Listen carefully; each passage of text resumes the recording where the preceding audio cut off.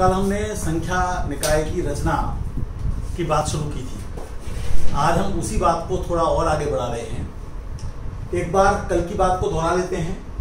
तो हमने देखा था कि जो प्राकृतिक संख्याओं का समुच्चय है उसकी मदद से हम पूर्णांक संख्याओं का समुच्चय का निर्माण कर लेते हैं और उसकी मदद से हम परिमेय संख्याओं का जो समुच्चय है यानी कि रैशनल नंबर्स का जो सेट है उसकी रचना कर देते हैं।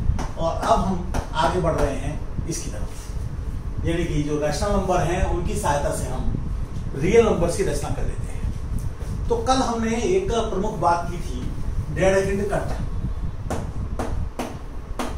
तो डेडेकेट कट क्या था? तो डेडेकेट कट में ये हो रहा था कि हमने नंबर लाइन पर Q को दर्शाया, कहीं पर 0 को दर्शाया, कहीं पर 1 को दर्शाया और कहीं पर भी हमने एक लाइन खींची। और ये जो सारे के सारे रैशनल नंबर हैं, किसी खास रैशनल नंबर से किसी खास नंबर से कम, उन सब का जो सेट है उसे हमें डेडेकेट कट कहा। लेकिन जब हमने कल डेडेकेट कट को हमने डिफाइन किया और फिर उसके सुप्रीमम को आइडेंटिफाई किया उस कट के साथ और कहा कि R जो है वो इस प्रकार के जो डेडेकेट कट हैं उन सबके सुप्रीमम का कलेक्शन है। तो उसमें दिक्कत ये आई कि जैसे एक डेडेकेट कट हमने लिया था कि x बिलोंगिंग टू Q और Q में भी पॉजिटिव और जिसमें x² <2 है। तो अगर मैं ऐसा लिखता हूं तो उसमें दिक्कत ये आती है कि मेरे पास पर नेगेटिव नहीं आएंगी, तो इस प्रकार की बात नहीं आएगी, तो मैं ये लिख देता हूं। लेकिन इसमें मैं ये लिख देता हूं कि इस प्रकार के नंबर और उसमें यूनियन कर देता हूं मैं -∞ से लेकर और 0 तक के नंबर, और ये जो सारा सारा सेट है इसका मैं एक इंटरसेक्शन ले देता हूं Q के साथ।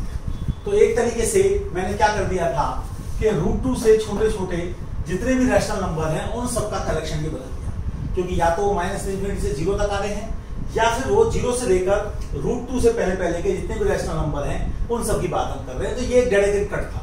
लेकिन इस डेडेकेट कट को बनाने में हमें खुद √2 की मदद लेनी पड़ी। तो ये तो गड़बड़ बात है, क्योंकि अगर आप इस तरह से मदद लेंगे तो फिर आप रियल नंबर का कंस्ट्रक्शन रैशनल नंबर से तो नहीं कर रहे। पहले आप रियल नंबर सोच रहे हैं और फिर उससे छोटे जो रैशनल नंबर्स हैं उसके सेट को ले रहे हैं। तो उससे बचने के लिए एक हमारे पास प्रयास है। वो कैसा प्रयास है हम उसे देखेंगे।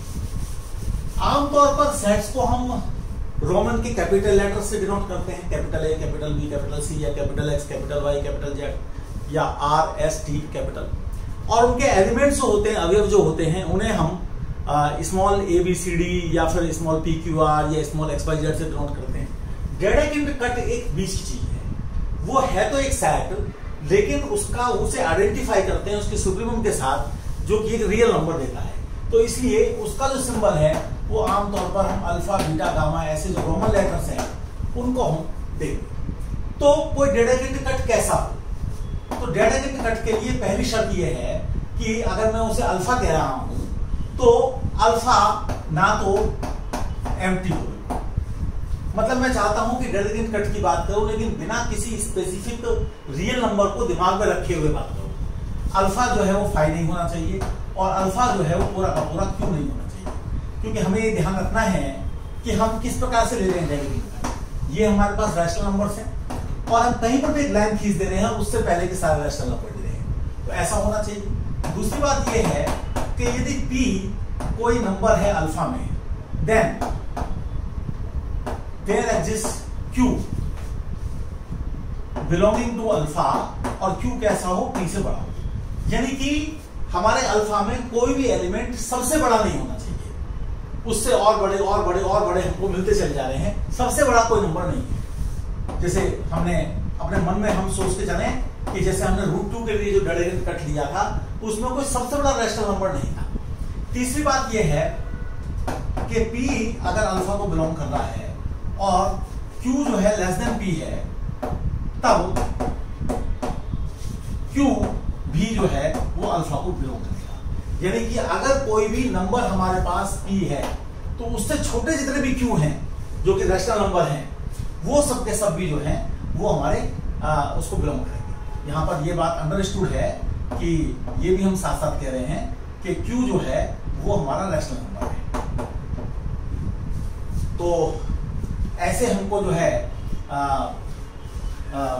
Q लेने हैं जो कि रैशनल नंबर हैं और वो छोटे हैं P से, तो Q जो है वो खुद भी एक पॉइंट होगा गैडेगेन कट का। तो किसी भी सेट की अगर ये तीन प्रॉपर्टी हैं, यानी कि वो पूरा का पूरा Q नहीं है, वो एम्प्टी नहीं है, अगर उसमें जो है कोई एलिमेंट आ रहा है तो उससे बड़ा कोई ना कोई एलिमेंट जरूर आ रहा है, और यदि कोई एलिमेंट आ रहा है और उससे छोटा कोई रैशनल नंबर है तो वो भी जो है फिर गैडेगेन कट में होगा। तो यदि हमारे पास इस प्रकार का कोई भी है तो उसे हम गैडेगेन कट कहेंगे, और उसका जो कलेक्शन है उसे हम सेट ऑफ रियल नंबर्स कहेंगे, बल्कि उसके कलेक्शन उसके हर एक गैडेगेन कट के सुप्रीमम का जो कलेक्शन है। तो R हमारा क्या बन गया? R बन गया हमारे पास सुप्रीमम अल्फा, अल्फा एक गैडेगेन कट है। और गैडेगेन कट का मतलब है कि इन तीन प्रॉपर्टी को सेटिस्फाई करने वाला Q का सबसेट है। तो आप देखिए कि हमने Q की मदद ली और Q की मदद से हम R पर पहुंच गए। तो ये एक बड़ी बात है, और इसको हम बहुत ज्यादा नहीं खींचेंगे, लेकिन मोटा मोटा हमने समझ लिया है। लेकिन थोड़ा सा हम ये जरूर देखेंगे कि जो हमारे R के एलिमेंट्स आएंगे उनमें से कोई दो एलिमेंट अगर हम पकड़ लें तो हम कैसे कहेंगे कि कौन सा बड़ा है कौन सा छोटा है। अगर हम उनमें से दो को पकड़ लें, अल्फा और बीटा को, तो कैसे हम अल्फा प्लस बीटा की बात करेंगे, कैसे हम अल्फा इंटू बीटा की बात करेंगे। तो इस तरीके की बातों को थोड़ा सा हम देखेंगे, और इसके बाद फिर हम जो अनुक्रम है, सीक्वेंसेज है, उसकी तरफ जाएंगे। और जो हमारा कैलकुलस है, यानी एनालिसिस है एक तरीके से, जो कि उसका भी एक बड़ा कैलकुलस जो एक तरह से एक छोटा हिस्सा है एनालिसिस का, उसकी तरफ हम और आगे बढ़ेंगे और अपने कंसेप्ट को थोड़ा मजबूत करेंगे।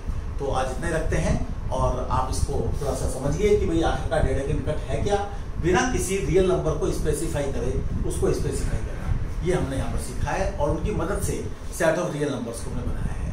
और अब हम आगे इनके एडिशन, सब्ट्रैक्शन, मल्टीप्लिकेशन, डिवीजन वगैरह की बातें करेंगे। तो कल इसके लिए मिलते हैं।